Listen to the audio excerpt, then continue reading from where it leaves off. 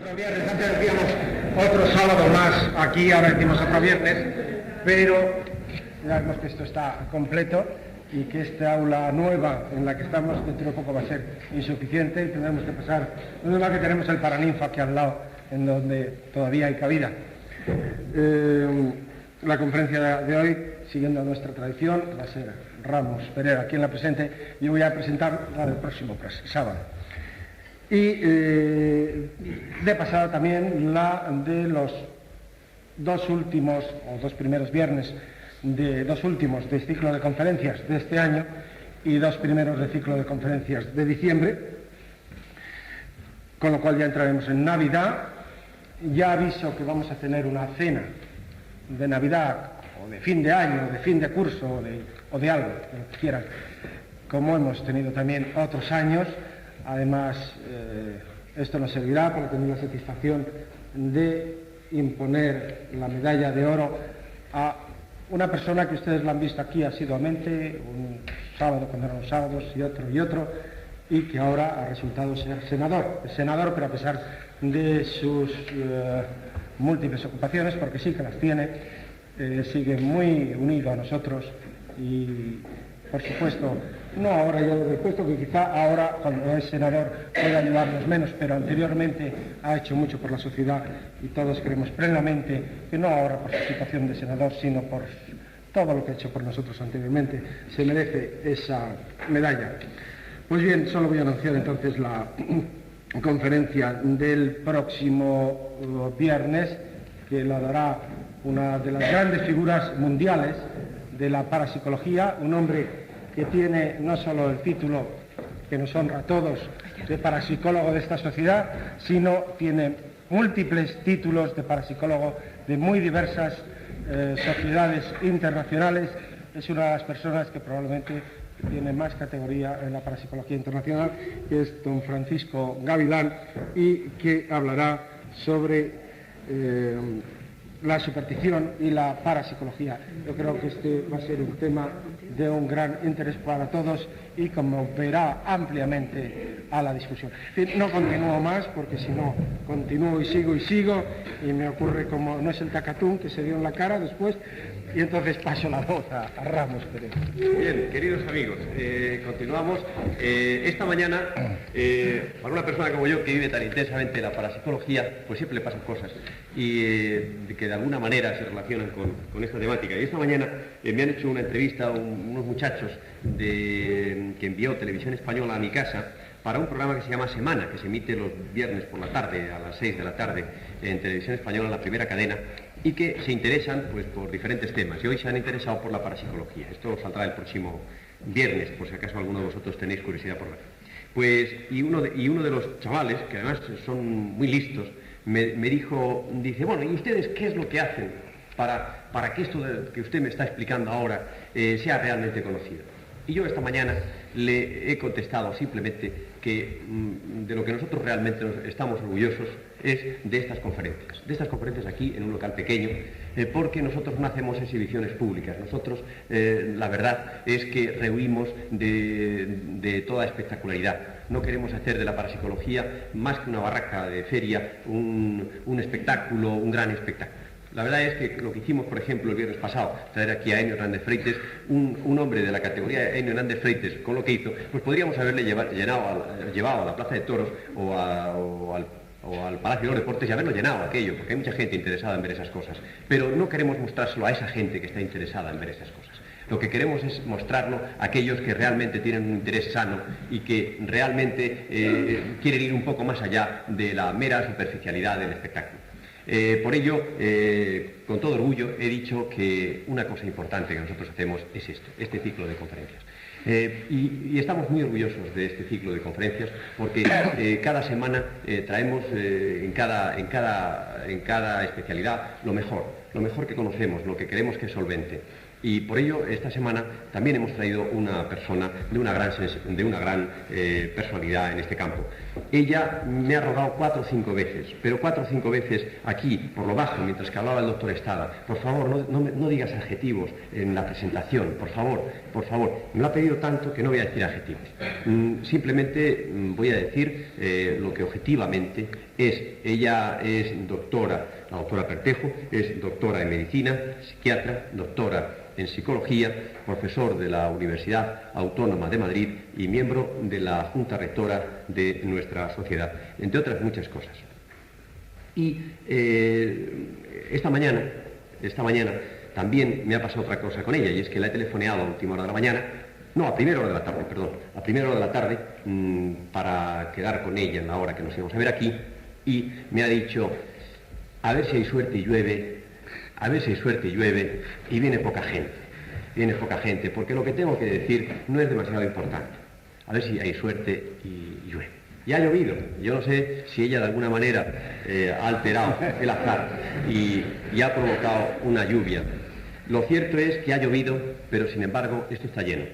Es decir, eso significa que el frío de la lluvia no ha sido capaz de enfriar nuestro entusiasmo por la fenomenología paranormal y por escucharla a ella. Así que sin más, ya le cedo la palabra a la doctora Pertejo. Yo agradezco mucho estas palabras de Ramos Pereira, que las hace por la buena amistad y lo humano que es. Y agradezco también que haya llovido, si eso ha mermado el venir a gente, porque me gusta más bien hablar, porque el tono con que hablo es muy familiar y más bien de diálogo. Voy a exponer una serie de problemas que yo tengo misma planteados y que creo que en cierta manera interesa que nos planteemos todos y reflexionemos, y voy a pedir de la ayuda de ustedes para que realmente entre todos tengamos una actitud o planteemos o aclaremos unas ciertas dudas que yo les voy a exponer.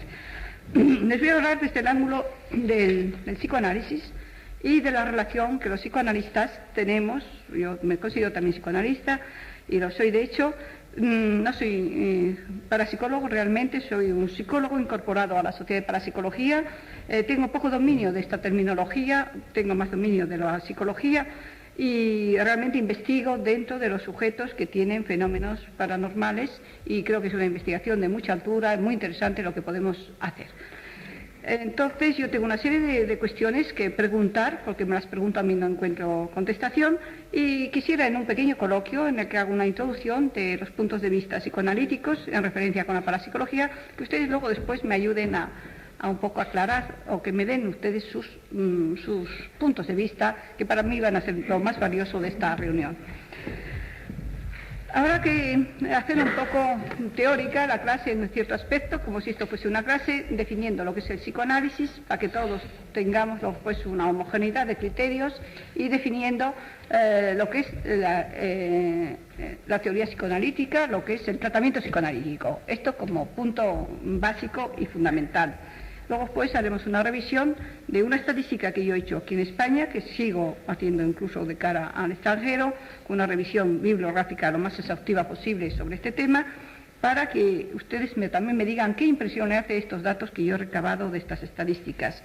Y por último, poner un poco el acento en cómo se debe de investigar en parapsicología, o actualmente desde el punto de vista al menos psicoanalítico, que estamos haciendo los psicoanalistas en parapsicología. El psicoanálisis se define como una ciencia que investiga los procesos de interacción del consciente con el inconsciente. Su fin va a ser formular unas leyes que rigen, diríamos, este funcionamiento del aparato psíquico.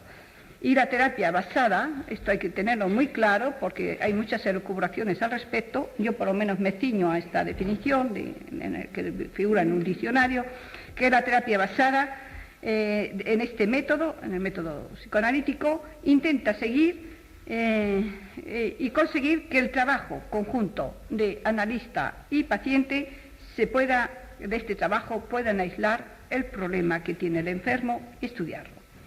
Se crea así entre paciente y analista un proceso en el cual se va a ir poniendo de manifiesto sucesivamente una serie de problemas, y más que nada de la relación emocional entre ambos, de la pareja que hacen analista, analizado, de la transferencia contra transferencia, va a conseguirse que se reproduzcan experimentalmente el conflicto básico del paciente, lo que se llama la neurosis transferencial. Es así como en este material que a primera vista no tenía sentido, que va expresando poco a poco el paciente, va a mostrar que pertenece a la historia más arcaica, diríamos, a la infancia del paciente, y que gracias a la comprensión y al manejo de todos los procesos inconscientes que se van detectando en esta relación de analista y analizado, el paciente va a poder pensar, va a poder sentir, va a poder comportarse como un individuo maduro, como un individuo adulto, y no va a tener que recurrir a los síntomas para expresar sus necesidades o satisfacer sus necesidades, ni refugiarse en la enfermedad. Que quede bien sentado que el psicoanálisis fundamentalmente es una teoría en la cual se trata de establecer unas leyes psíquicas del aparato psíquico en función de la relación consciente-inconsciente, y que el tratamiento psicoanalítico intenta ayudar, no digo que siempre lo logra, intenta ayudar al paciente en esta dimensión de que él mismo salga, diríamos, de sus dificultades que han sido creadas por un mal conocimiento de sus procesos inconscientes, y que una vez que puede manejarlos, manipularlos, no tiene ya que recurrir a los síntomas o a la enfermedad como expresión, y sí puede comportarse como un sujeto maduro y adulto.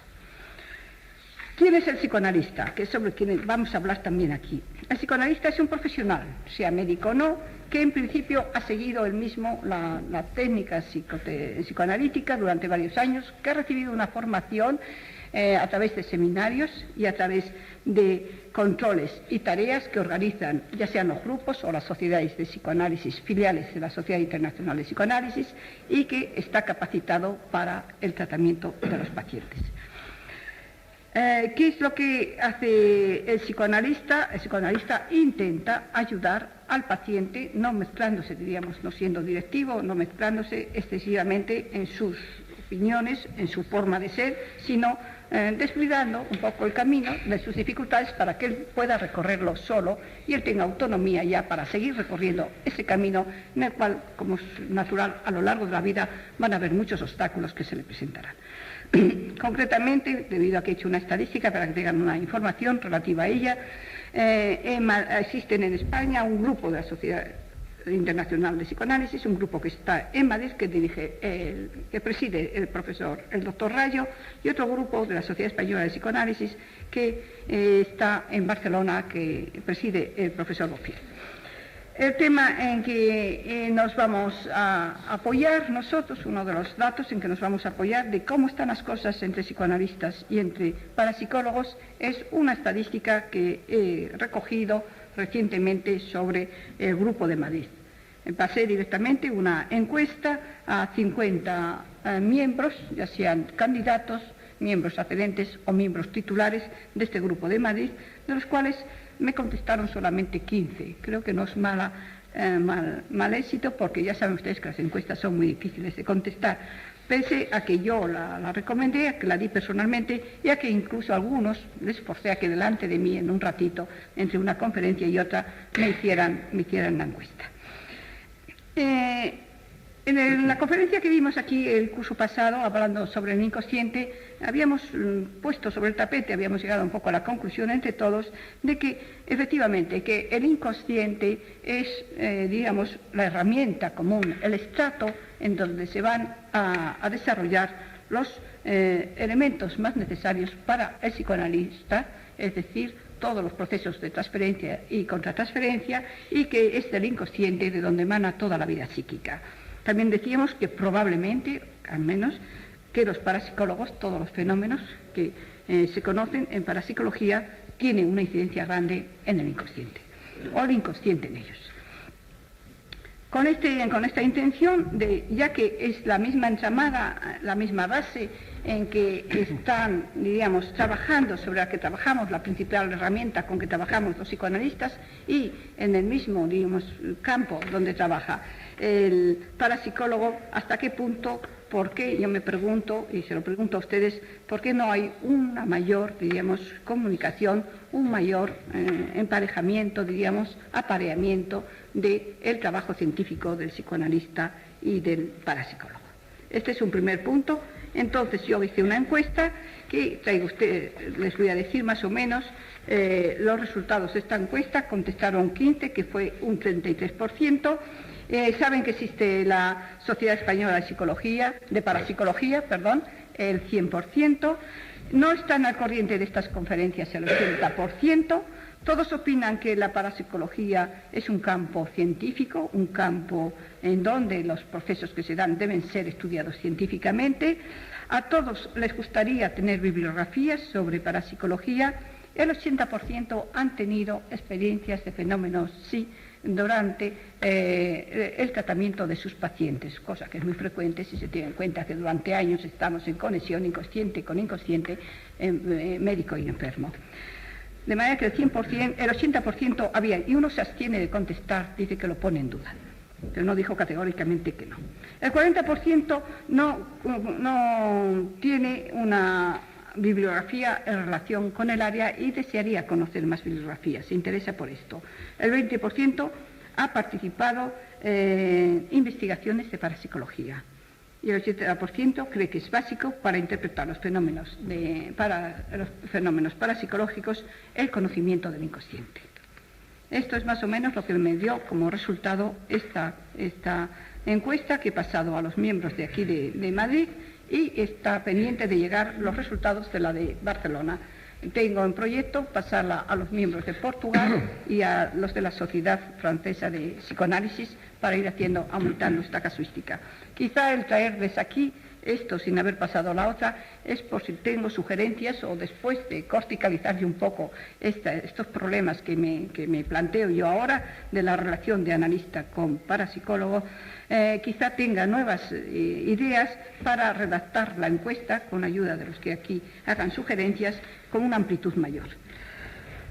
A la vista de estos resultados yo me sentí un poco deprimida porque son críticos en cuanto a que una encuesta no es muy falaz. Los resultados de la encuesta, cualquier psicólogo lo sabe, son falaces. El 100% me dicen que conocen la Sociedad Española de Parapsicología, mientras que un 80% no tienen idea de que existen estas conferencias, que son una de las actividades científicas. Por lo tanto, ¿hasta qué punto yo misma, al preguntarles, ¿conoce usted la Sociedad Española de Parapsicología? Ellos dicen que sí, por no quedar a mal. Y hasta qué punto es cierto todos los datos que se dan en las encuestas, pero no hay más remedio que aceptarlas a veces como un camino, diríamos, de plantear problemas. Como todo dato psicológico, para mí la encuesta, como todo resultado de una exploración psicológica, no significa nada.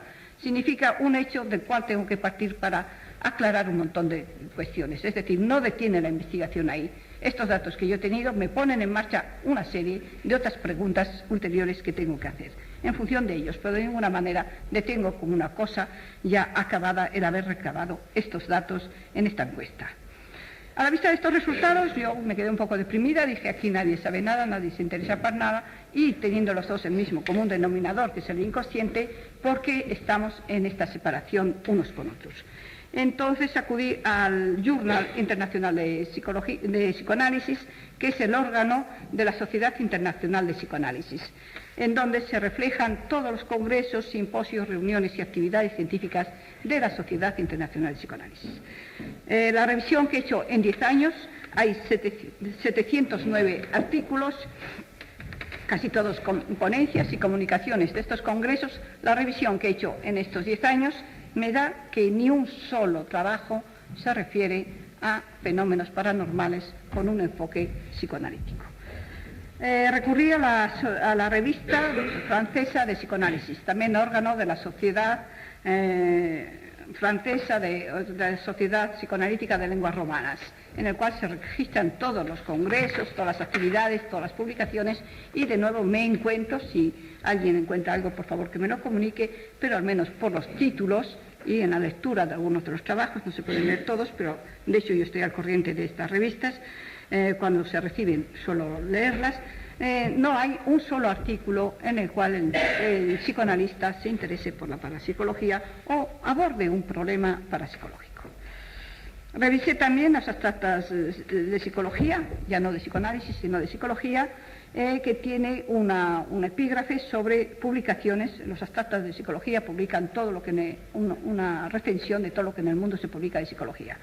Y tiene un epígrafe justamente para la parapsicología. Un equipo de jovencitos que el año pasado acudían a estas conferencias. Estuvimos durante el año pasado, ya empezamos a ponerlo en marcha, estuvimos durante unos días yendo a bibliotecas, fotocopiando, ellos traduciendo, clasificando todas estas fichas, una gran cantidad de fichas, para ver todo lo que hay publicado en relación de psicología y parapsicología.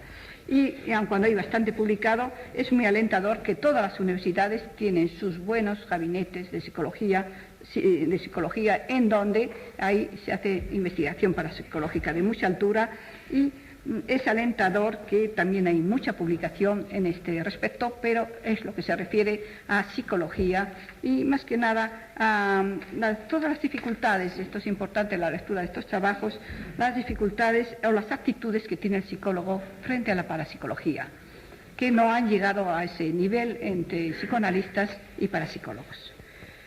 ¿Qué quiere decir estos datos? ¿Qué arrojan estas cifras? Me gustaría saber un poco después qué impresión le han causado a ustedes esta ausencia, diríamos, de interés en los psicoanalistas por los fenómenos parapsicológicos. Yo voy a exponer mis impresiones apoyadas en algunos argumentos. Primero de ellos, hay que tener en cuenta que muchos que se dediquen psicoanalistas no están aquí incluidos en esta casuística de 50 del Grupo de Madrid, porque yo he considerado, solo por ser lo más homogénea posible y no meter nuevas variables en la investigación he considerado fundamentalmente los del Grupo de Estudios de Madrid, que es más o menos, sé que han tenido todos la misma formación y son calificados como psicoanalistas. Esto no quiere decir que no hay más en Madrid, por supuesto. Es decir, yo no he abarcado todos los psicoanalistas o todas las diversas formaciones que tienen algunos psicoanalistas. Otro es cuestionario siempre es falaz, como he comentado hace un momento, y que ciertos datos hay que ponerlos en entredicho de si han sido contestados rigurosamente, pero esto no quita para que se haga punto de partida del porqué de estos datos. ¿Por qué no participan más si el 80% de sus pacientes han tenido con ellos experiencias de tipo telepático o de fenómenos paranormales? ¿Por qué no se interesan en una participación más activa con nosotros, con la sociedad? Habría que discutir esos sí y esos no y hacer un diálogo con ellos, uno a uno, diciendo: me contestaste esto porque ellos contestaron de una forma anónima, de manera que para darle yo una mayor libertad.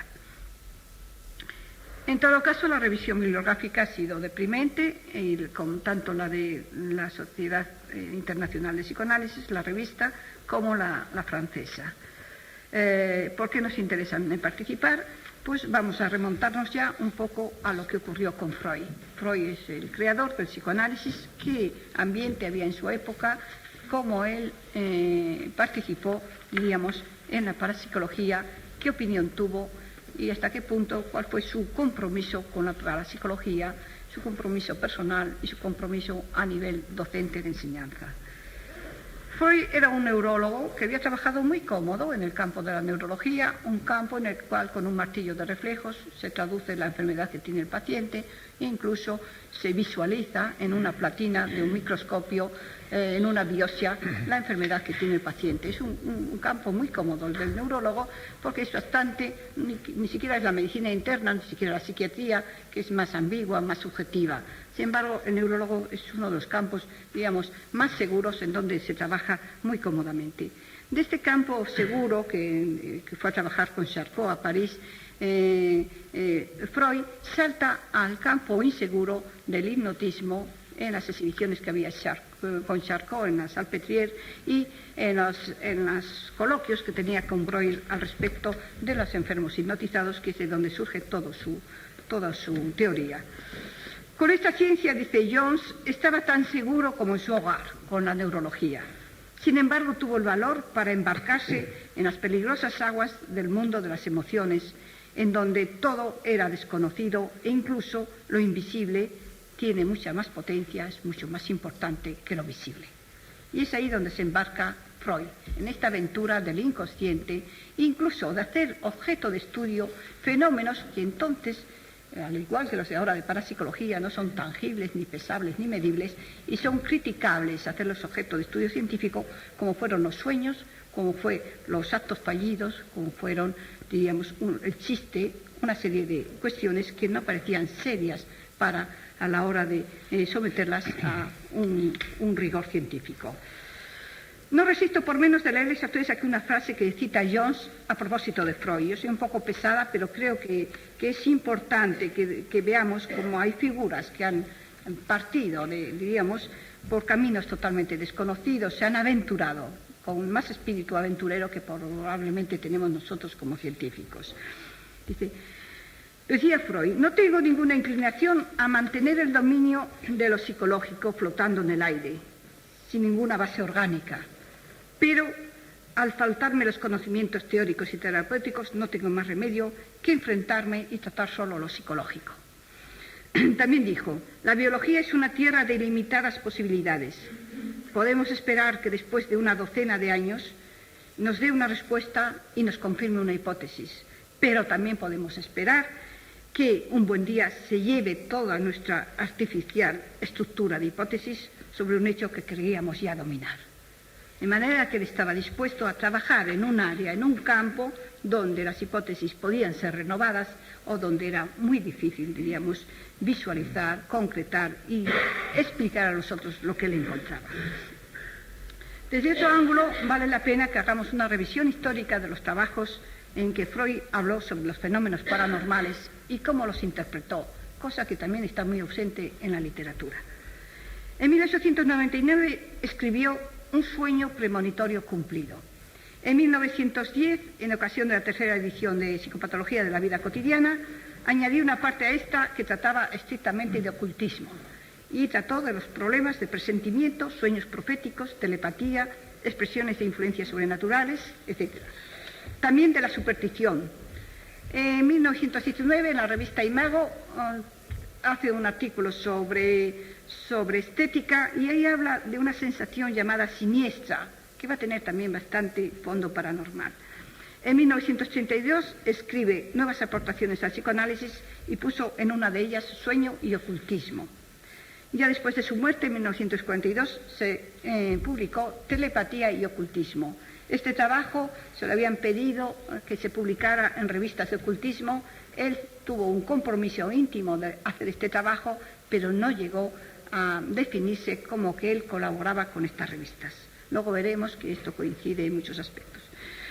No nos es posible analizar en detalle todos estos trabajos, sería casi cuestión de un seminario donde discutiéramos y analizáramos bien todo el pensamiento freudiano y todo su enfoque. Pero sí vamos a resumir algunos de los aspectos. Para Freud, estas creencias mágicas y supersticiosas son debidas a que en la mente hay deseos y temores reprimidos y que en un momento dado estos deseos y temores reprimidos son proyectados en el exterior y se ven como que vienen de fuera, como que no nos pertenecen a nosotros. Incluso hay una cierta subjetividad que hace que tengamos un cierto pudor de esas intimidades porque generalmente pertenecen a nosotros. Para Freud todas estas creencias son debidas, por lo tanto, a estos temores que hay reprimidos en el inconsciente y que un buen día saltan fuera y no somos capaces de atribuirlas a nosotros mismos. ¿Cómo interpreta Freud la superstición? Como un proceso mental inconsciente que es proyectado al mundo externo. También. En la telepatía, ¿qué nos dice de la telepatía Freud? Dice, la considero el núcleo de verdad de todos los fenómenos de ocultismo. También decía que aceptar ya la telepatía era dar un gran paso, porque era aceptar algo que no está en el cuerpo, algo que las ciencias naturales no tienen costumbre de tratar o de enfocar.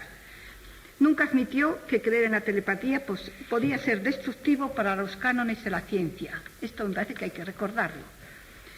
Y sobre todo a los psicoanalistas actuales, que parece ser que tratar de estas cosas sería poco científico o desprestigiar su personalidad.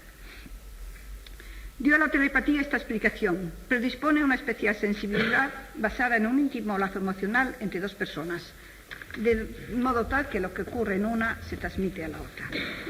Él había hecho muchas experiencias, luego lo comentaremos, en telepatía, muchas experiencias, incluso él consultó muchos astrólogos. La experiencia que él había hecho y el que había sido el testigo y protagonista de telepatía, dijo que siempre él había estado bajo un estado emocional intenso, que era cuando se producían estos fenómenos. Para él no había conexión entre telepatía y sueños, salvo que, estando dormido el sujeto, es mejor receptor del mensaje que se le pueda mandar. Respecto a demostraciones con los medios espiritistas, dijo, siempre fue muy escéptico. Ahí sí que no pasó.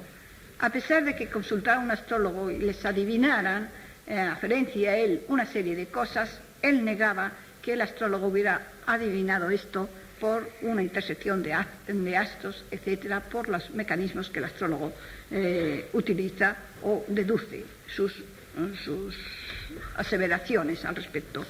Sin embargo, él dijo que siempre dijo que lo más que podía pasar, ya sea en astrología o ya sea en los medios espiritistas, es una transmisión de pensamiento, que era una comunicación de los deseos, más o menos inconscientes, que iba a captar el medium del sujeto del cual decía algo.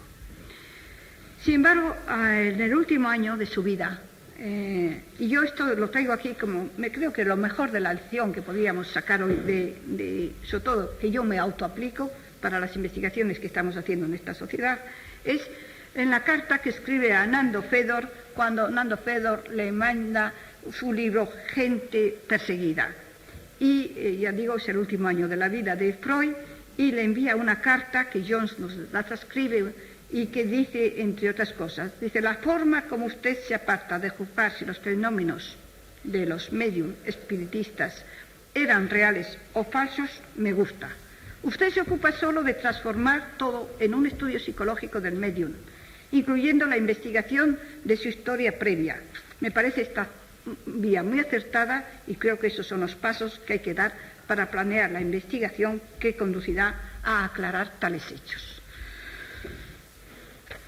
Pero quizá tanto como los aspectos doctrinales de lo que Freud dijo acerca de los fenómenos de ocultismo, nos interese su actitud frente a la participación directa suya en actos mágicos, transmisión de pensamiento, telepatía, astrología y otros. La verdad es que cuando estaba, y esto es muy curioso, porque se echaba su canita al aire de hacer sesiones, diríamos, de telepatía y de espiritismo, etcétera, con Ferenczi y con Jung. Y sobre todo allá sobre las 12 de la noche creo que gastaba muchas bromas y tenía bastantes éxitos telepáticos. Entonces Ferenczi, que es un psicoanalista muy importante, contemporáneo de él, que ha hecho una gran obra, este sí que se embarcó en los fenómenos paranormales. Así como Freud estaba ambivalente, dio marcha atrás y sobre todo pensó que una teoría como la suya, que estaba entonces empezando a cuajar, que tenía poca base científica, que le acusaban de poca base científica, Freud dio marcha atrás y no quiso publicar nunca nada de sus experiencias, unas experiencias muy importantes que había tenido, sobre todo. Ferenczi fue más lejos, Ferenczi se dedicó a esto y Jung incluso pasó directamente a ocuparse de magia, de ocultismo, como ustedes saben, su tesis doctoral es sobre esto, y en esta línea se apartaría de la clínica, o los clínicos se han apartado de él, pero Jung ha ido mucho más lejos aún que Freud.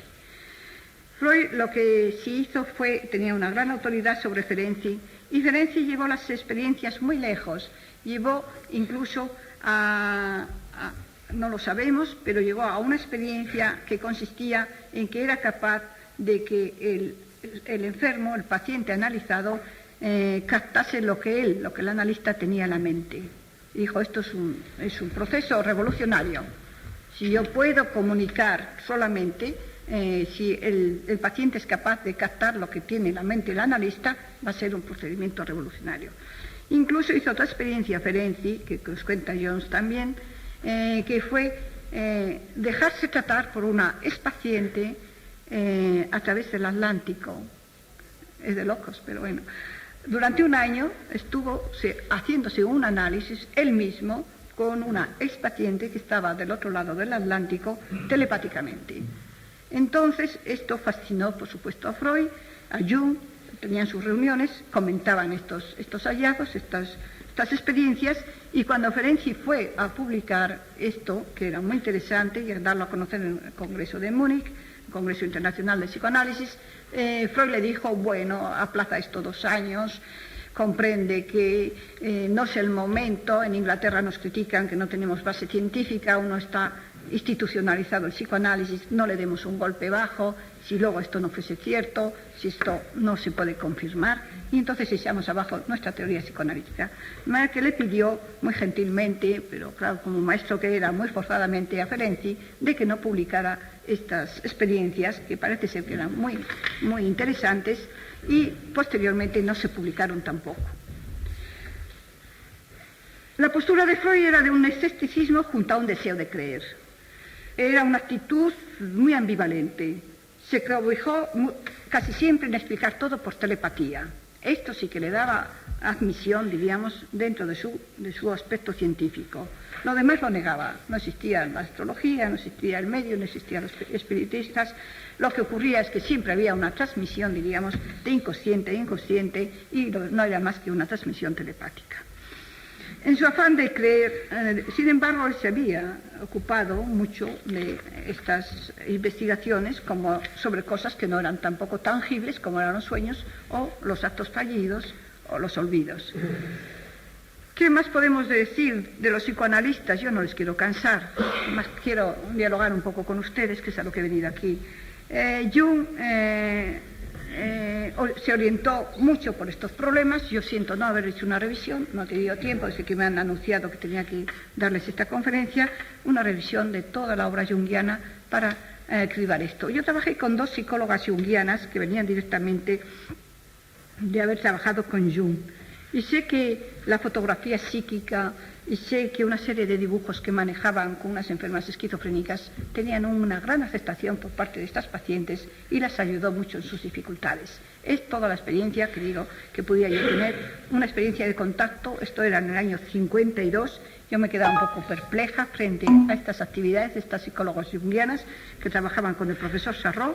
Yo trabajaba como rosajista entonces, pero en el equipo de trabajo coincidía muchas veces, yo tenía que dar un informe de Rorschach a los pacientes que estas psicólogas junguianas tenían, y yo perdí una gran oportunidad de haberme interesado por eso. Como era muy clínica, como era muy enraizada en la psiquiatría crepeliana, muy sólida, muy firme, entonces yo me apartaba de esto, no digo como algo que no era científico, pero como algo que yo no podía abarcar, que no tenía una preparación para comprenderlo. Sin embargo, mi experiencia es que aquellas mujeres se ayudaron mucho con este tipo de terapia junguiana. ¿Qué hacen los psicoanalistas que investigan hoy día en parapsicología? Y ya no descanso más. Voy a darles una información que se ha recibido recientemente en esta revista, que me pasaste, es que no sé el título, porque me hice la fotocopia. Es una nueva revista francesa que... ¿De parapsicología? ¿Cómo se llama? Sí. Sí, es una revista, parece que tiene una... ¿Qué será? Los primeros números. Es el primer número. El primer número, una gran presentación, y viene ahí un trabajo de Dickens. ¿Quién es Dickens? Es un catedrático de psicología que trabaja en la Universidad Libre de Bruselas, es psiquiatra y es psicoanalista, y tiene montado un gabinete de experimentación en problemas paranormales. Él se interesa fundamentalmente por estados alterados de conciencia, como psiquiatra tendrá bastante material, y busca hipótesis sobre la supervivencia. Está trabajando fundamentalmente en esas 2 áreas. Pero Dickens nos va a decir unas cosas muy buenas, que creo que muy actuales, y muy a punto, que nos vendrá muy bien, empezando por el señor Stada, que tengo a mi derecha, que luego ya le atacaré un poquito también. ¿Qué es lo que nos dice? Dickens nos dice que para el científico los fenómenos paranormales tienen esta doble dimensión, y creo que todos pecamos también de caer en ella. Para unos se trata de una manifestación muy deseada y muy esperada, de orden divino y suprahumano. La observa, la describe, la respeta, actúa un poco como el psicoanalista con el paciente, deja que él haga su proceso y se cure él y siga curándose en el devenir, porque le van a salir muchas cosas al encuentro que le pueden enfermar. Que queda un poco aséptico, diríamos, de la investigación. La observa, la cultiva un poco y hasta se pone contento, deseaba encontrar aquello. Para otros, lo que el fenómeno paranormal le provoca es una inquietud enorme, una enorme ansiedad y una gran persecución de buscar unas leyes con que dominar ese fenómeno. Pone en marcha todo un potencial de angustia. Este investigador no se conforma en aceptar ese fenómeno si no lo somete a unos modelos conocidos por la ciencia que domina. Hasta teme que este objeto desconocido posea una fuerza extraña, que tenga reacciones peligrosas. Entonces toma sus precauciones, trata de ponerle una etiqueta y de cerrarlo bajo llave. Ya lo hemos aclarado, ya le hemos puesto esta etiqueta, fuera que te da. Entonces, ¿cómo se comporta? Este se comporta como un psiquiatra de la antigua usanza, que ponía una etiqueta al loco, que lo encerraba porque era un sujeto peligroso. Y no se preocupaba más de él porque era donde tenía que estar, en el manicomio.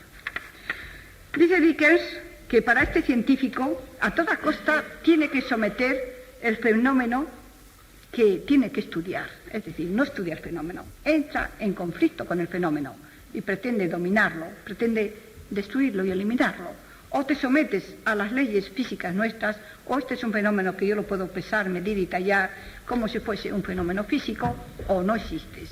Es decir, o lo niegan. Pero lo bueno sería el someter a las leyes físicas este fenómeno, ponerle la etiqueta y ya encasillarlo, que no sea peligroso. La acción de la investigación en este caso está muy fuertemente dictada por un deseo de dominio. Por lo tanto, ya no es investigación, es una proyección de un problema interno de querer dominar y de miedo a ser dominado, ¿no? Hay que dominar la situación a toda costa. Se le pone una etiqueta. Hay que reducir el objeto a algo que sea familiar, algo que podamos nosotros compararlo con las leyes de la física y de la química.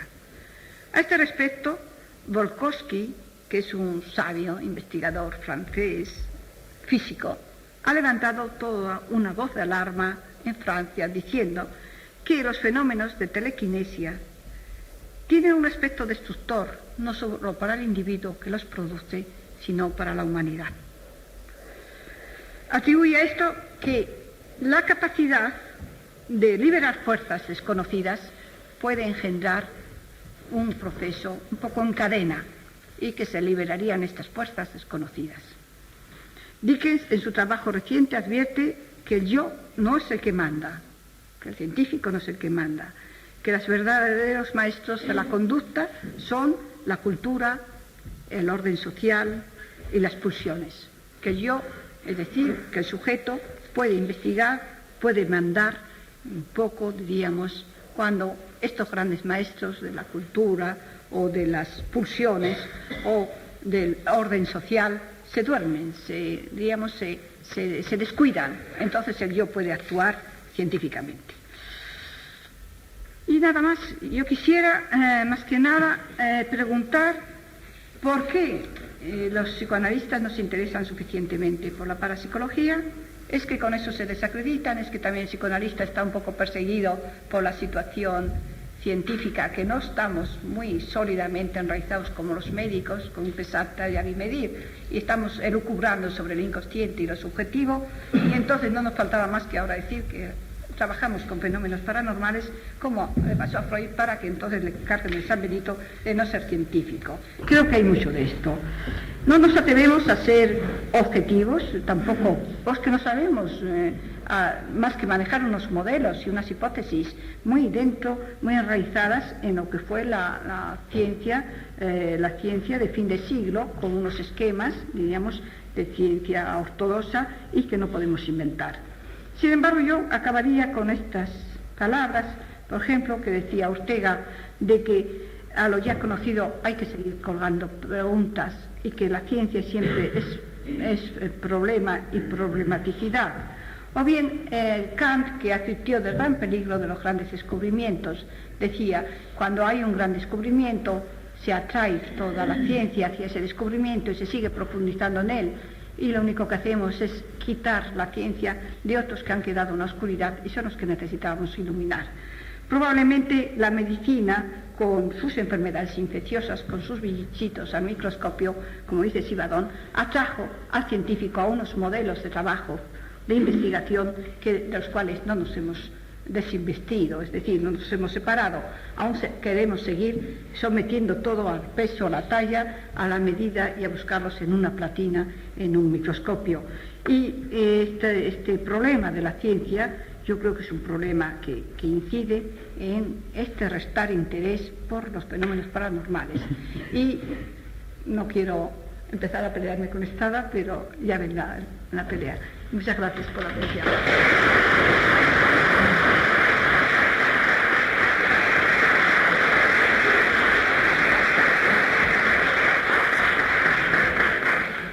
Bien. Sesma La guerra. Ha pedido, empieza la guerra, la guerra.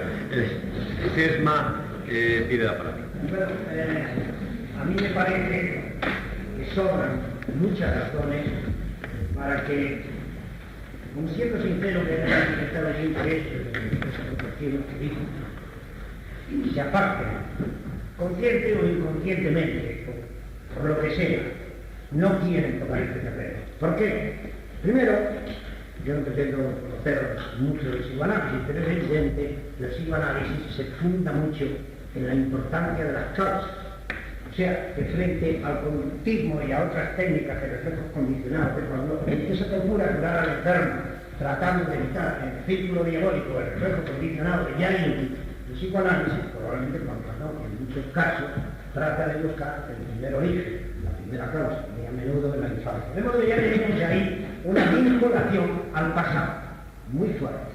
Pero vincularse al pasado inevitablemente implica una vinculación también a la lógica, puesto que la lógica, vamos a decirlo simbólicamente, representan cánones, es decir, representan rutinas, rutinas cósmicas. Las cosas funcionan así porque han funcionado siempre y cuidado, no nos cambiemos del campo, ¿no? Entonces tenemos ya otra segunda razón, que a esa vinculación del pasado, a esa vinculación de la causa sobre los infinitos efectos y sobre la continuación, a veces inerte del proceso, está también una vinculación inevitablemente.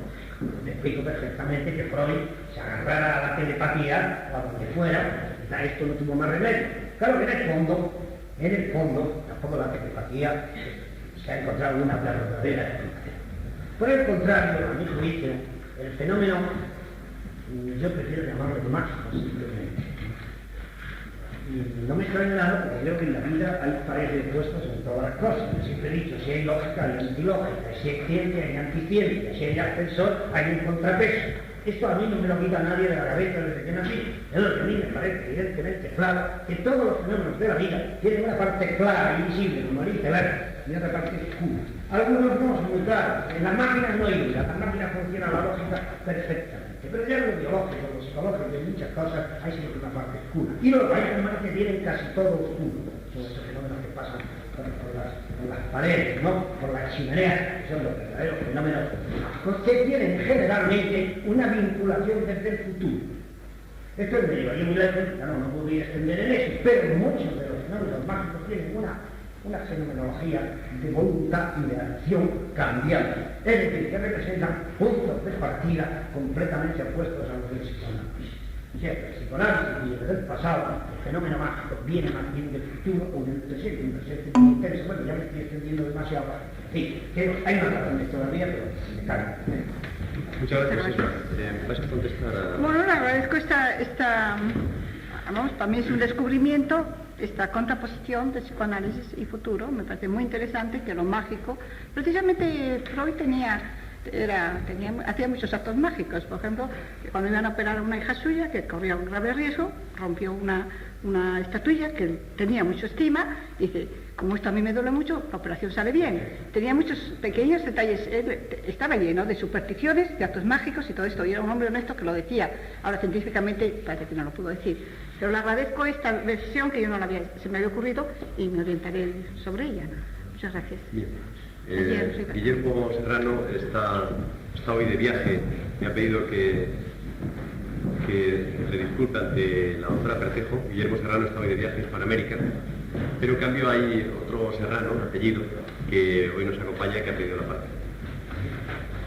Yo quiero reconvenir un poco afectuosamente, pero también reconvenir a Ramos, porque hay información que te interesa y creo que se la voy a pasar con respecto a estos trabajos el psicoanálisis y la parapsicología. Lo estaba pensando durante la conferencia. Me he dado cuenta que cada vez hay una escuela en Múnich, hay un instituto en Múnich, que quizá hayas oído hablar, hayas tenido alguna referencia, que por cierto ha participado ahora en el Congreso Barca de cosa de una semana, en la que públicamente se han expuesto técnicas parapsicológicas aplicadas al dominio de la psicología como estándar dentro de la técnica ya, incluso como programa. Y esto creo que te interesa por dos motivos, aunque me va a obligar a comentar una cosa que posiblemente va a enfadar a todos. A ver. De todas formas, Me preocupa un poco, pero en fin. En principio, estoy tomando nota para no olvidar algunas de las cosas que estamos encima, pero esto es un instituto que ha tenido la libertad de plantearse el psicoanálisis de una manera diferente y sin ningún tipo de trabas. Concretamente, empezaron hace tiempo ya utilizando terapia musical, que parece que es una constante, terapia de colores. Esto ya es un poco ajeno al psicoanálisis, pero todavía no es parapsicología. Después se pasaron a una cosa que se llama autoawareness training, que Raúl no lo tradujo, pero ya no sé si lo sé decir, algo así como entrenamiento autogenerado. Autógeno. De Schultz, sí. Luego empezaron a hacer tratamientos en estado psíquico. Después ya directamente se dieron la mano a la cabeza y el paciente se trataba conociendo primero astrológicamente su tema, analizando el tema y sabiendo cuándo deberían plantearse esas cosas, en qué momentos iba a estar más dispuesto, más receptivo. Después se han utilizado técnicas usuales de yoga, de acupuntura, homeopatía, por supuesto, y últimamente una cosa que ya habrá tiempo de discutirla aquí, ya que se plantea, que no sé si vamos a la asociación, llama sintonización y que allí llaman reencarnación. Entonces, la técnica esta concreta, que se aplica no solamente a personas que necesitan psicoanálisis, sino a cualquier persona que está o que se siente sana psíquicamente y que en cambio de alguna manera le afectaría la posibilidad de que si existía una reencarnación podría haber pasado por una etapa de su vida anterior en unas situaciones en las que psíquicamente hubiera necesitado ayuda. Y eso de alguna manera hubiera podido marcar a esa persona y conocer ese individuo, esa situación suya anterior podía tener interés. Entonces también lo estandarizaron como una técnica psicoanalítica más, pero ya no para pacientes, sino para santos. Todo esto sí está demasiado resumido, pero creo que es suficiente para que a partir de ahí puedas abrir un contacto y una posibilidad de prosecución de temas. Y ahora viene lo que posiblemente fale, que es un hombre bien callado. Has hablado de Freud y de ese planteamiento originado por una cosa muy humana, que es el miedo a que lo que uno trabaja no lo acepte la sociedad. Pienso que no es el problema del psicoanálisis, sino entonces de la culpa, porque también es el problema de la asociación. En la medida en que todavía se cree, no quiero decirlo muy fuerte, pero tampoco muy suave, en la medida en que, quizá porque esto es la universidad, quizá porque interesa que a través de la universidad estas cosas se reconozcan, se olvidan que fuera de la universidad está la sociedad y ni siquiera pues estamos teniendo los políticos que me conste a mí en España que están muy atrasados, por lo menos 7 años que se han dejado de la oración. Así que la sociedad pues todavía mucho antes. En esa medida en la que no hay que tener miedo, esa es la que quería recalcar el tema de que no es necesario que tomen la sistema culpa y que también reconvenir de alguna manera a la sociedad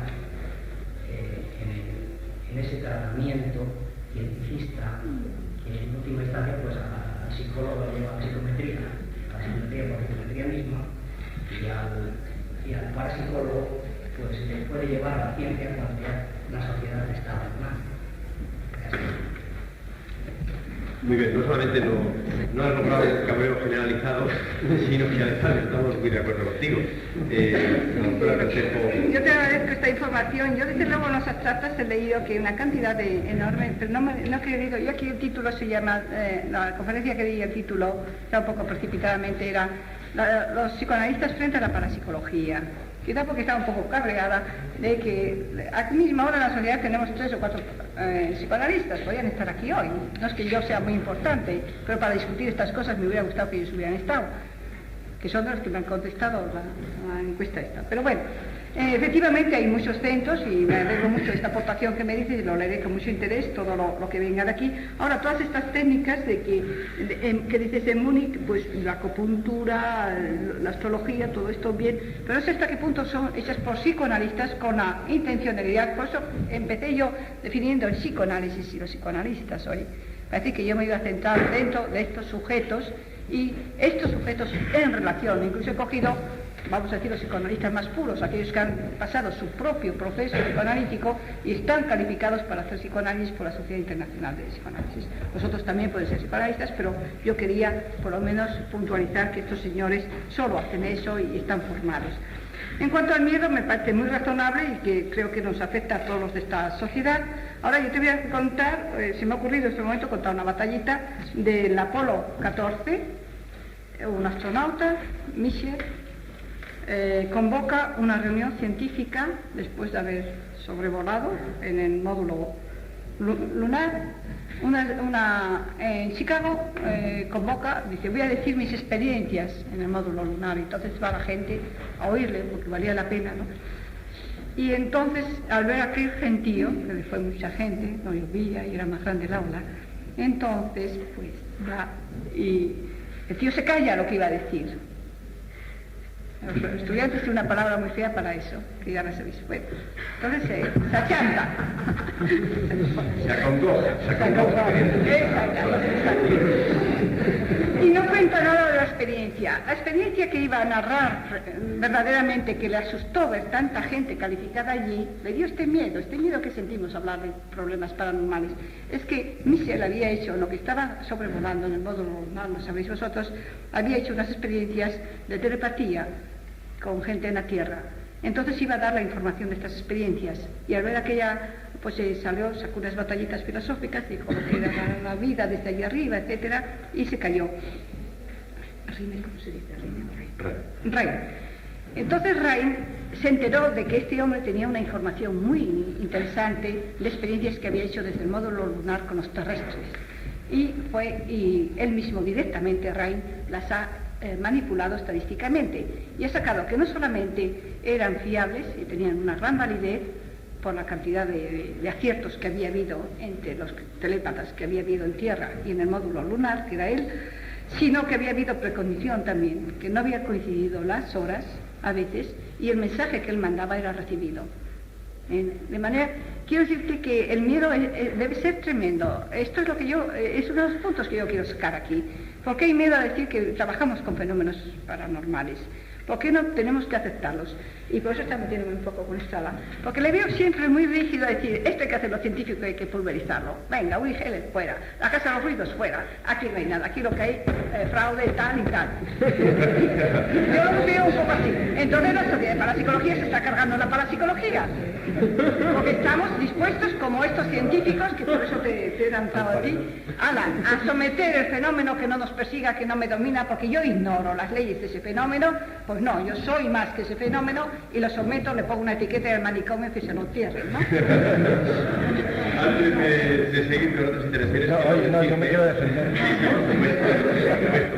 Pero para cerrar la intervención de Serrano, quiero decirte, Serrano, amigo Serrano, que puedes hablar así siempre que quieras, con toda la libertad, porque precisamente una de las ventajas que tiene el que nos reunamos aquí, un conjunto de personas que nos conocemos casi todos, es que podamos hablar con esa tremenda claridad. Nosotros nos hemos anticipado a la democracia porque hace muchos años que estamos hablando así con toda claridad en este aula, por lo tanto puedes seguir. Más, en tu caso concreto, hay una cosa curiosa, porque hablas de ciencia y además profesas, vives una profesión que eminentemente tecnológica y que se ha beneficiado de los avances de la ciencia, y gracias a ello pues ahora va a hacer unas instalaciones espectaculares en España, que es de la energía solar. Las instalaciones es una figura internacional en el campo de la energía solar, y es curioso cómo esta energía se conecta con el esoterismo.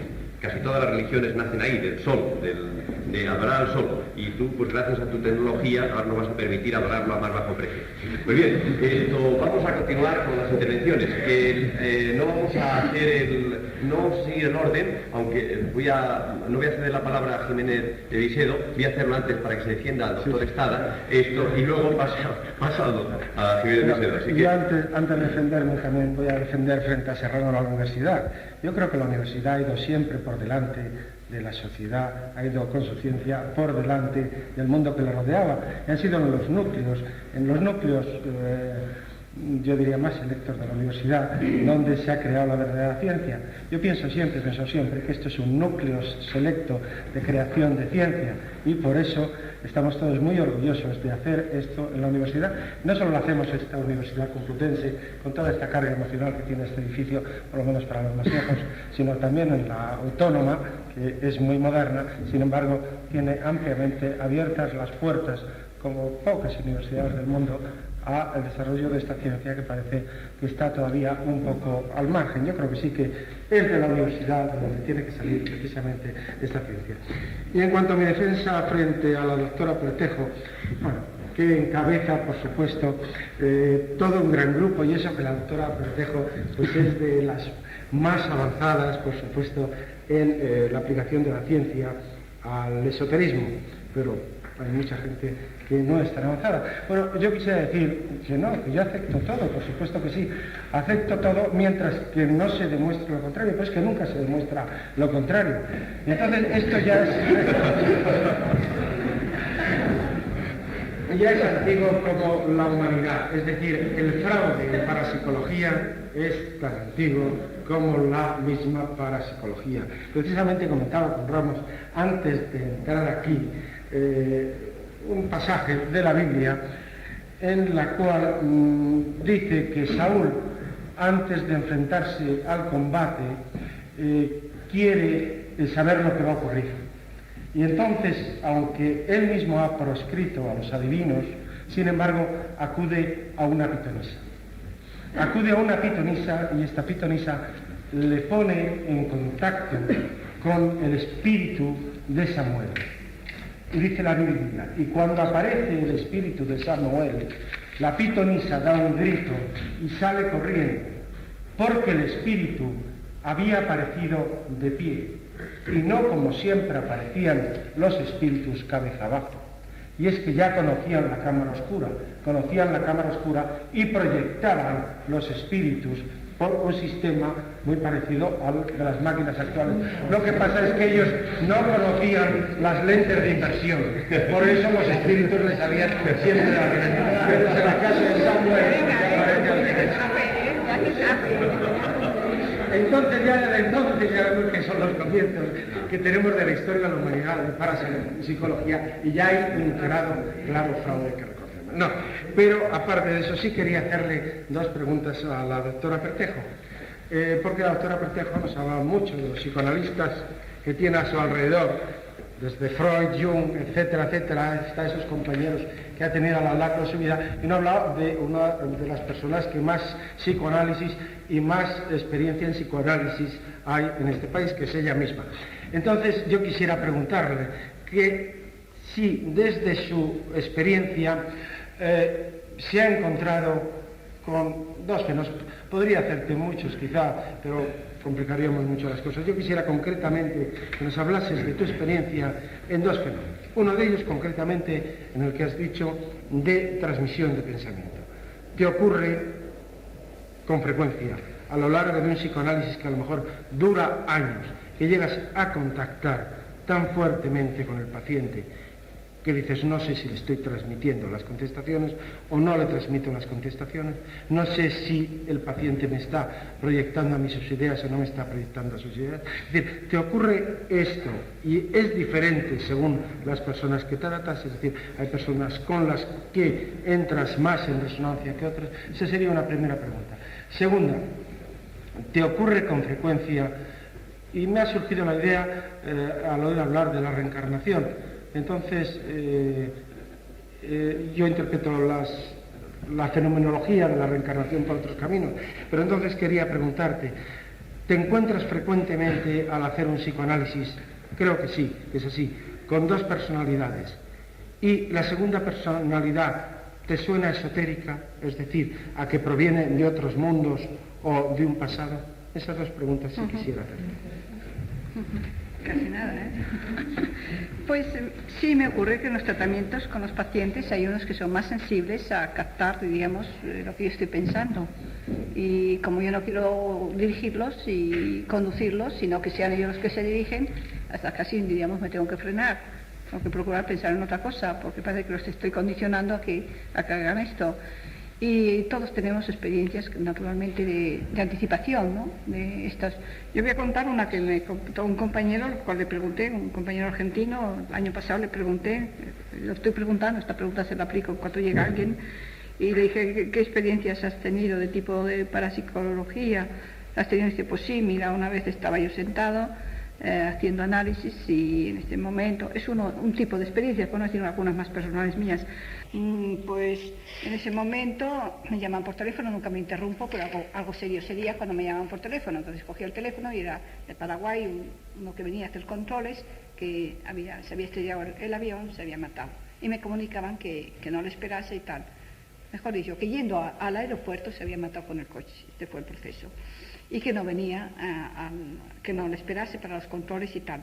Entonces, claro, este hombre, pues con un compañero que le hacía los controles y tal, pues entró de nuevo a la sesión, a continuar la sesión con el paciente, pues afectado por ello, ¿no? Y entonces el paciente se pone a hablar de accidentes de coche, de muertos, de la cantidad de muertos que hay en los accidentes de coches y a especificar de que mueren más personas camino al aeropuerto en coche que en avión. Eso fue una transmisión de pensamiento, de su estado de ánimo, de lo que fuese al paciente. Y yo voy recogiendo por ahí anécdotas de estas y casi todos han tenido transmisiones de este tipo. Esta es muy clara y se ve bastante bien.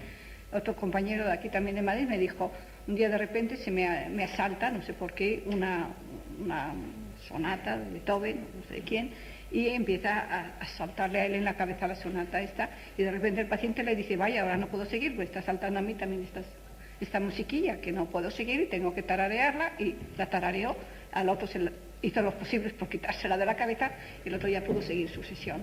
Aquí casi todos tenemos experiencias de este tipo. Creo que este es uno de las preguntas que me hacías, ¿no?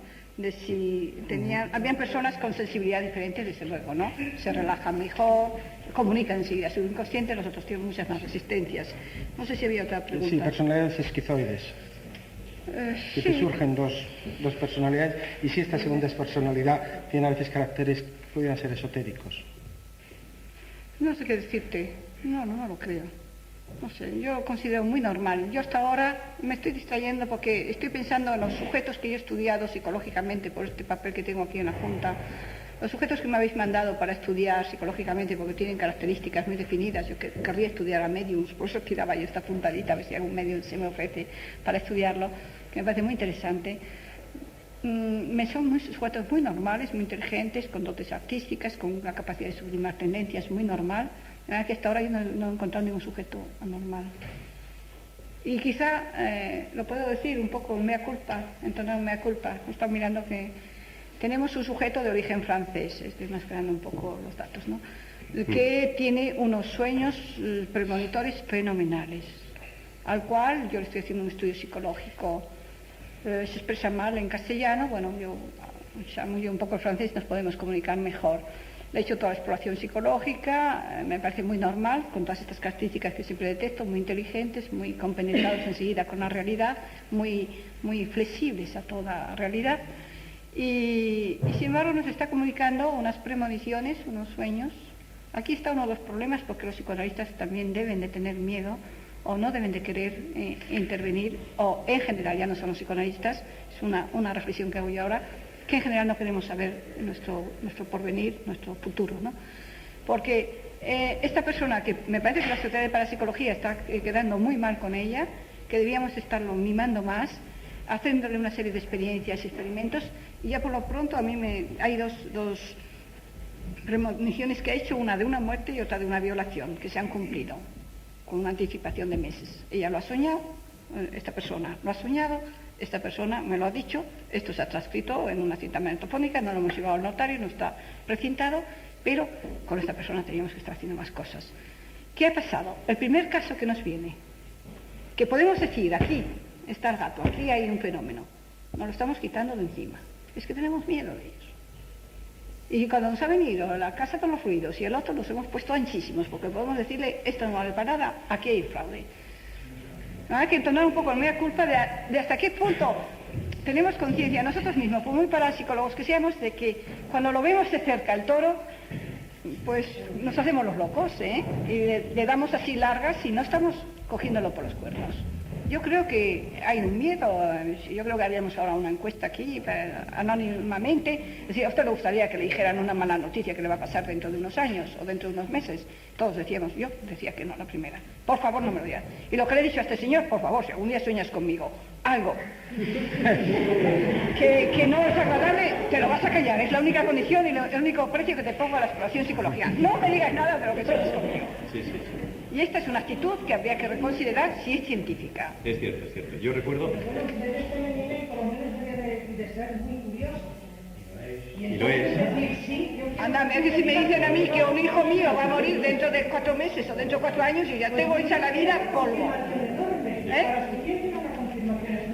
Sí. Prefiero que me lo diga de un compañero del cuartel que le pasó hoy y no de mí. No. Os voy a contar una anécdota. Yo no soy científica. Os voy a contar una anécdota de unos amigos que estaban muy interesados en que yo les presentase un dotado. Y entonces quedamos en que íbamos a cenar juntos, y como una amiga mía es dotada, tiene una propiedad muy curiosa, porque es capaz de tener premoniciones de muerte por vía olfativa. Es decir, que cuando una persona huele de una determinada manera, que por supuesto no es un olor objetivo, ella sabe que esta persona va a morir, y ha tenido unas experiencias muy interesantes en este sentido.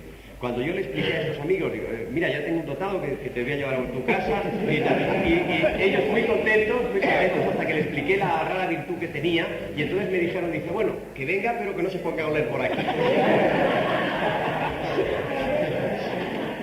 Bien, pues vamos a continuar. Esto, solamente volviendo al tema de la universidad, que he recordado que, bueno, que no siempre la universidad ha estado en plan escéptico con los fenómenos raros.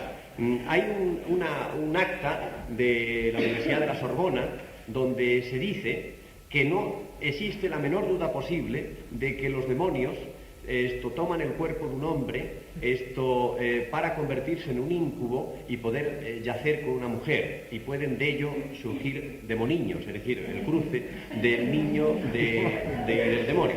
Eso es un acta de la Sorbona. Bien, de todas formas, no olvides el fraude. El fraude es muy importante tenerlo en cuenta, porque si no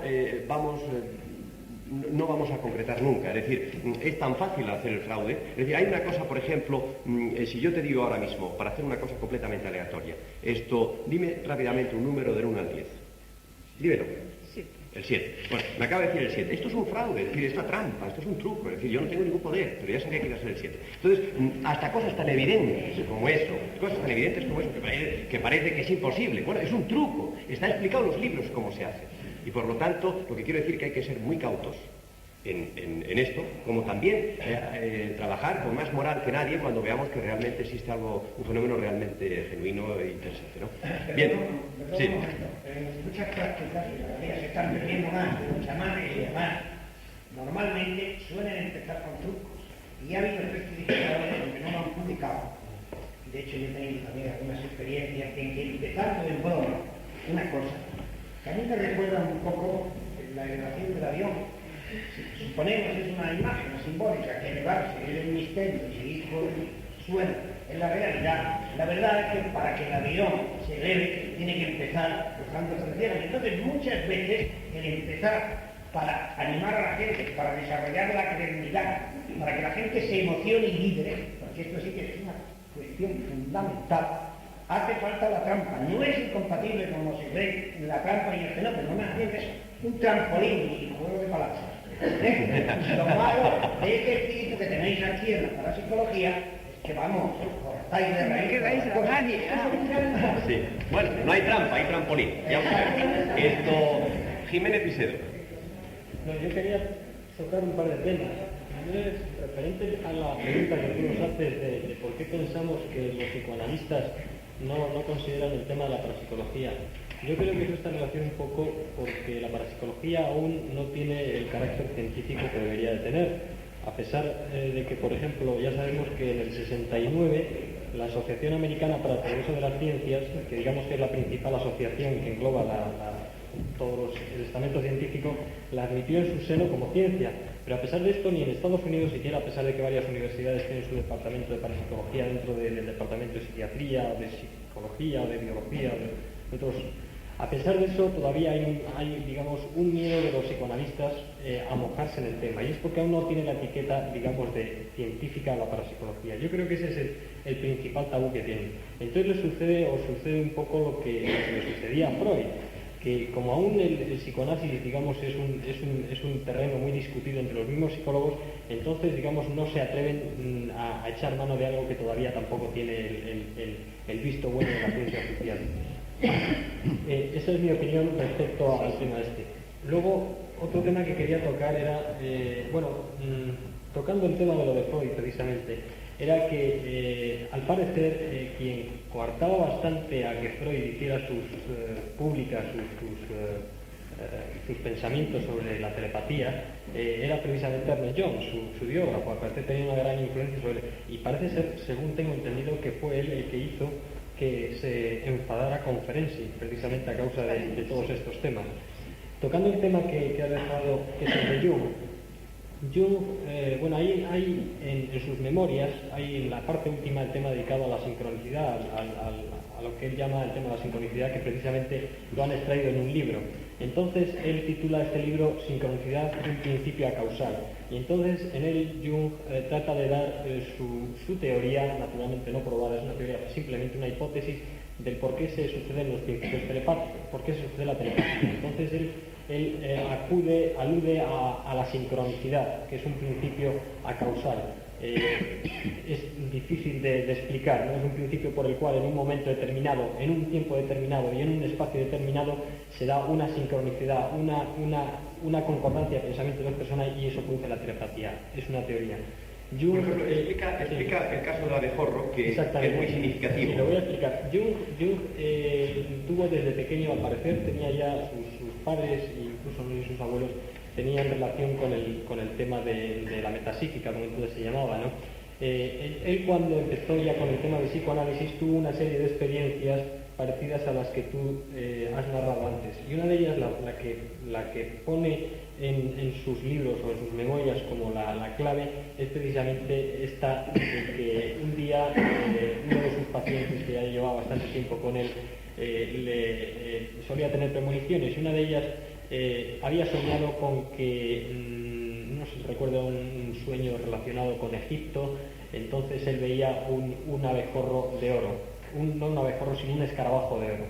Entonces, cuando le estaba narrando esto durante el tratamiento, durante la conversación, en ese momento sonó un golpe en el cristal de la ventana. Entonces Jung se asomó a ver qué era ese golpe, y resulta que se encontró un escarabajo rubio, precisamente, que es una rara especie ahí en la ciudad en que estaban en ese momento.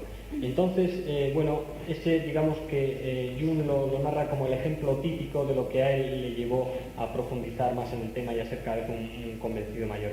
Y lo que le hizo a Jung también el meterse muy de lleno en el tema fueron las primeras experiencias de Rhein en el año 34 con las cartas tenues. Eso fue lo que a él le ayudó bastante, y entonces, a raíz de eso, hizo también en el libro este Sincronicidad que os hablo, hace un estudio, pero ya digamos de tipo astrológico, ya hay una mezcla telepatía, pero Jung parece que le gustaba mucho también la astrología y entonces hace un estudio astrológico de unas parejas y en fin llega a la conclusión de que efectivamente puede haber una relación entre la astrología y lo que ocurre en la Tierra. En fin, nada más quería decir que eso, aclarar el tema de, vamos, por qué yo me respondo a tu pregunta de esa manera y el tema de Jung, ampliar un poco el tema de Jung, que desde luego yo creo que ha sido el psicoanalista que más se ha mojado en el tema junto probablemente con Ferenczi, como antes has citado. Muchas gracias. Sí, yo estoy de acuerdo con que es un problema para los psicoanalistas embarcarse en esta zozobrante barca de la parapsicología, cuando la nuestra aún zozobra ante la opinión pública y ante tantas cosas, ¿no? Entonces, como médicos nos sentimos un poco responsables de a qué punto vamos a desprestigiar, cosa que es una tontería, pero vamos, podría ser un desprestigio de este arma terapéutica que podemos ayudar a los pacientes. Y gracias por esta información del libro de Jung. Yo creo que valdría la pena citar en otro año, podías ocuparte de hablarnos recorrer toda la obra de Jung y exponerla aquí. Porque a todos los clínicos nos ha pasado enseguida Jung. Automáticamente a Adler lo habremos leído a Ferenczi, a Abraham, a todos. Pero Jung no lo hemos leído, no sé por qué. Nos ha parecido menos científico precisamente porque se había ido al ocultismo, la magia, todo esto. Parece mentira, ¿eh? Como que no tenía aplicación práctica para nosotros. Jung yo creo que es el que más decidió sobre este tema. Y su tesis doctoral. Precisamente tiene un trabajo muy bueno con el físico premio Nobel Wolfgang Pauli, precisamente sobre sincronicidad. O sea que tenemos que documentarnos. Está claro que está por lo menos Antonio, es una ignorancia supina. que hay una conferencia que pendiente. Te has cargado una conferencia sí, sobre el tema de la sincronicidad. sincronicidad y de Jung. Tema muy interesante, desde luego. Quería añadir algo al tema que se debatió aquí de la parapsicología y la ciencia. Yo creo que el considerar la parapsicología como la ciencia no quiere decir que la parapsicología se tenga que cargar los fraudes. Yo creo que lo que tiene que suceder es que la ciencia se tiene que ensanchar sus límites y entonces meter en el seno de ella fenómenos que hasta ahora no han estado dentro de las coordenadas que ha considerado como ciencia. Pero eso no quiere decir ni mucho menos que la ciencia o la parapsicología, que en realidad debería de ser ciencia, vaya a desterrar y echar de lado ciertos fenómenos. O sea que es que yo lo que veo es que hay personas dentro de la sociedad que piensan, que en cuanto oyen la ciencia ya piensan que es que la ciencia quiere tirar la parapsicología por bajo. Es cierto que es posible que haya ese defecto, pero tenemos que encontrar una vía media, es decir, en la cual los fenómenos parapsicológicos quepan dentro de una ciencia más ancha. Buena idea. ¿Hay alguna intervención más? Entonces, dos intervenciones, las dos últimas intervenciones. Serrano vuelve de nuevo y luego la última intervención. Yo no me puedo callar, por cierto, perdonadme, pero es al revés. Es que no es la ciencia. Es que no tenéis que pasar el tema del análisis y el tema de la síntesis. Es que tiene que ser el tema del éxtasis exclusivamente. Y perdonad que vaya tan directo. No puede esperar la sociedad nada de la ciencia, que como psicoanalistas saben ahora mismo en Estados Unidos el psicoanálisis está cuestionado a nivel público por el hecho de que se convierte en la mayoría de los casos en un negocio a largo plazo o a medio plazo, como dicen los vaqueros, porque son 4, 5, 6 años de seguridad para el psicoanalista. No lo digo con ánimo de defender, perdona, yo hace años que lo comencé, estoy muy agradecido al psicoanálisis. Lo digo como que se ha alcanzado un tope y que ya socialmente se sabe que no va a haber más evolución en el psicoanálisis. En cambio, cuando vas a un sitio como la escuela esta de Múnich, en la que te dicen, bueno, venga usted tal día, ¿cómo quiere que hagamos las sesiones?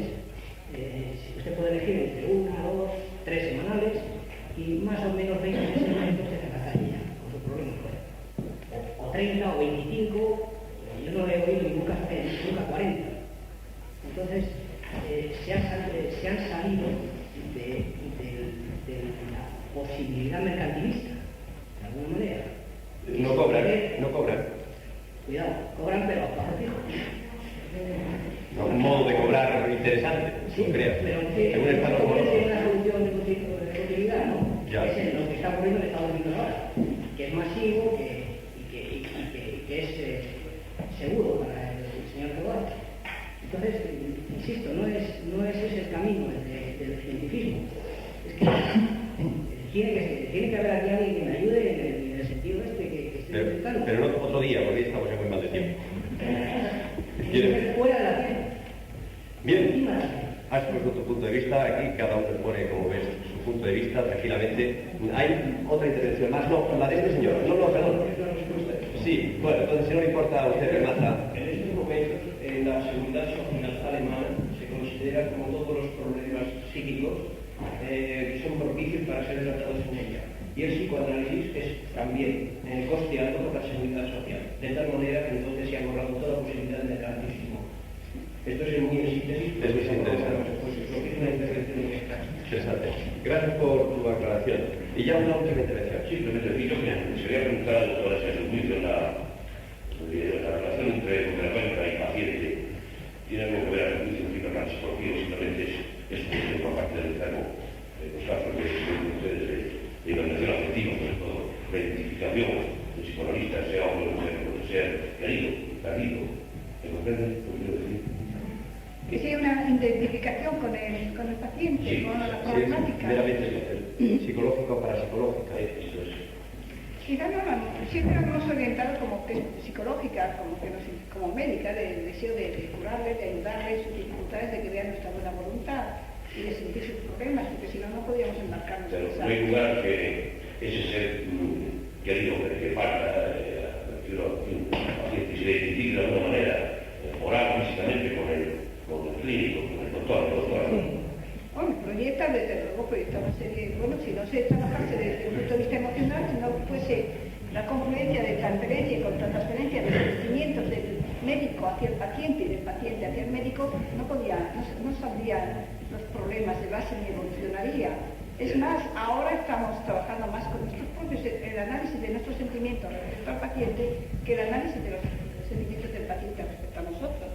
Es decir, yo soy más eficiente cuando analizo cómo me cae ese paciente, por qué me molesta eso que dice, cómo lo siento, cómo lo rechazo. Soy más eficiente en ayudarle que los sentimientos que pongan en mí. Pero eso no es la empatía. Sí, pero si es que es necesaria, si no, no puede seguir el proceso, ni él se siente identificado, ni él te proyecta sus imagos. Porque unas veces nos proyecta la imagen del padre con el que está en conflicto, o con la madre, pasamos por todos los personajes. Y nosotros tenemos que realizar esa digamos, encarnación, si se puede decir, de las figuras traumáticas que han tenido. Sí. Bien, pues yo creo que hoy hemos dado un paso importante de la mano de la doctora Pretejo en el acercamiento del psicoanálisis y de la parapsicología. Por eso hoy finalmente le ofrezco mi mano, la esperanza de que me tienda la suya. Un psicoanalista y un parapsicólogo. Gracias.